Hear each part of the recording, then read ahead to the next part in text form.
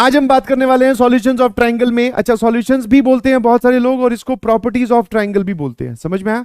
Because आपको इस chapter में पता चलेगा कि हम लोग सिर्फ ट्रायंगल की ही बात कर रहे हैं कि एक ट्रायंगल में क्या क्या चीजें होती है, कितने सेंटर्स होते हैं, उनके बीच की डिस्टेंस, मीडियन की लेंथ क्या होती है, एंगल बाइसेक्टर की लेंथ क्या होती है, कौन सा, हाँ इसका आप बोल सकते हो 40% या 50% आप जानते हैं, आपको स्ट्रेट लाइन में बताया गया था। 50% ज्यादा हो जाएगा, 30% बोल दो। 80% हम लोग इस क्लास में देखने वाले हैं। ठीक है जी, इस चैप्टर में या फिर इसमें देखने वाले हैं कि ट्रायंगल के बारे में क्या क्या इंफॉर्मेशन हो सकती है। बेसिक इंफॉर्मेशन, साइन रूल और कोसाइन रूल की बात करेंगे। अगर टाइम बचा तो इसके आगे एक और रूल हम देख लेंगे, projection formula and tangent rule या फिर नेपियर्स एनालॉजी। ठीक है जी, एनालॉजी बोल दीजिए, एनालॉजी बोल दो। ठीक है, सबसे इंपॉर्टेंट चीज दैट इज लास्ट चैप्टर, अंतिम अध्याय, लास्ट चैप्टर। किस चीज का last chapter sir? Class 11th का, और वो भी सिर्फ मैं मैथमेटिक्स की बात कर रहा हूं। मेरे ख्याल से आप लोग ये जानते हैं कि यहां सर आप मैथ्स पढ़ाते हो तो यही बोलोगे ऑब्वियसली मैथमेटिक्स की है। ट्रिग्नोमेट्री का पार्ट है बेटा, ये आपने यहां देख लिया होगा। This is trigonometry. ट्रिग्नोमेट्री में हम, आप बोल सकते हो 3 पार्ट ऑलरेडी कवर कर चुके हैं। दैट इज पहला था जिसमें हम फॉर्मूलाज वगैरह पढ़ते हैं। ठीक है, हाँ, प्रोजेक्शन फॉर्मूला बोल रहा हूं, वो डिफरेंट टाइप के फॉर्मूला थे ना, cos a plus B, cos a minus B, angles की वैल्यू। फिर हमने देखा उसमें सेकंड पार्ट आप बोल सकते हो इक्वेशंस के सॉल्यूशन निकालना, ट्रिग्नोमेट्रिक इक्वेशन सेकंड पार्ट बोल दीजिए। थर्ड पार्ट छोटा सा बोल दीजिए, that is height and distance. ठीक है, चौथा पार्ट ये है क्लास 11th की ट्रिग्नोमेट्री का। अब पूरी ट्रिग्नोमेट्री का एक चैप्टर और बचता है जो कि हम क्लास 12th में पढ़ेंगे, that is inverse trigonometric functions. Because उसमें बहुत सारी चीजें आपको जाननी पड़ेगी क्लास 12th के फंक्शंस में, फिर उसका हम यूज करेंगे क्लास 12th के इनवर्स ट्रिग्नोमेट्रिक फंक्शन में। ठीक है जी, now this is the last chapter. ठीक है, और अगर मैं बात करूं तो आप ऐसा बोल सकते हैं इसके बारे में, दिस चैप्टर इज, जो अभी नया उन्होंने सिलेबस रिलीज किया है जेईई एडवांस ने, उसमें से ये हटा दिया गया है। पहले एक लाइन लिखी हुई होती थी प्रॉपर्टीज ऑफ ट्रायंगल करके, ठीक है, या डिफरेंट प्रॉपर्टीज ऑफ ट्रायंगल। ठीक है, बट वो अब लाइन हटा दी गई है, तो इसका मतलब सभी लोग यही निकाल रहे हैं कि सॉल्यूशंस ऑफ ट्रायंगल जो है वो हट चुका है जेईई एडवांस से। जेईई मेंस की बात करूं तो उन्होंने जो पहले लिखा हुआ था ट्रिग्नोमेट्री के हेडिंग के अंदर, वो अभी भी वही लिखा हुआ है।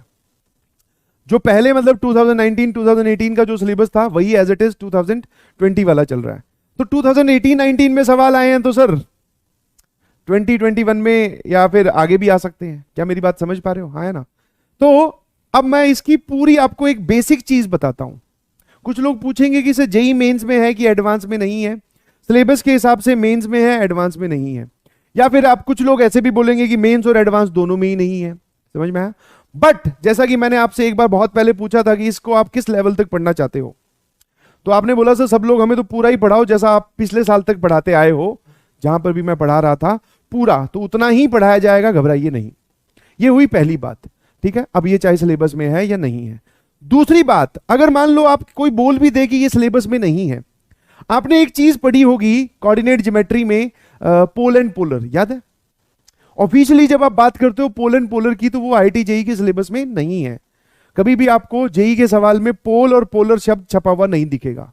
बट सर वो छपा हुआ ना दिखे, उसकी जगह लैंग्वेज बनाकर पूछ सकता है कि एक पॉइंट से हमने बहुत सारी कॉर्ड्स ड्रॉ की, वो कॉर्ड जहां पे जाके कर्व को काटती है वहां पर टेंजेंट्स ड्रॉ की, क्योंकि कोड सिलेबस में है।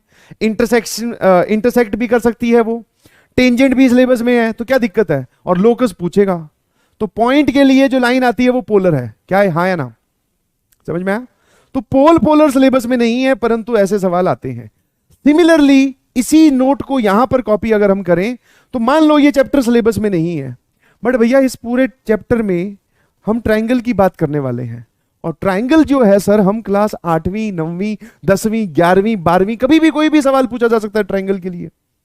अब जैसे कोई पूछ ले कि लेंथ ऑफ मीडियन, जो कि इस चैप्टर में सिखाया जाएगा, ठीक है, आया ना? और भी चीजें सीखेंगे। एक सिंपल सा एग्जांपल लेता हूं मैं।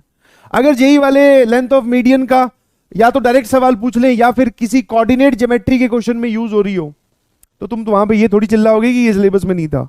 तो हमें ट्रायंगल के बारे में इंफॉर्मेशन पता होनी चाहिए।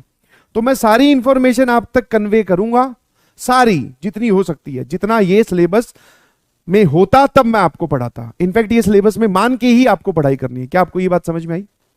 आपको ये सिलेबस में मानकर ही पढ़ाई करनी है। समझ में आया कि नहीं समझ में?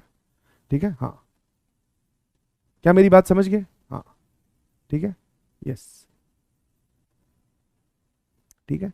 तो अब ये दिमाग से निकाल दीजिए कि जेईई एडवांस में है कि नहीं, मेंस में है कि नहीं। हमें इसको पढ़ना है और आप तक जो मॉड्यूल पहुंचाए गए हैं उसमें ये चैप्टर है, उसमें इसके सवाल छपे हुए हैं और प्रीवियस ईयर क्वेश्चंस में भी ये आता रहा है। ठीक है जी,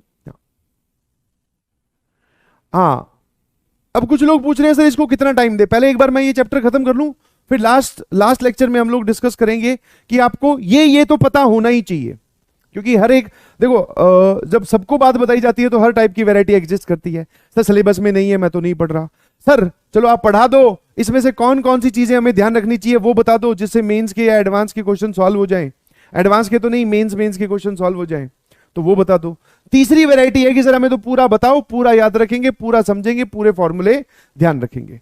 तो आप डिसाइड कर लीजिए आप कौन सी कैटेगरी में है। ठीक है जी, आया ना? क्या मेरी बात समझ में आ रही है?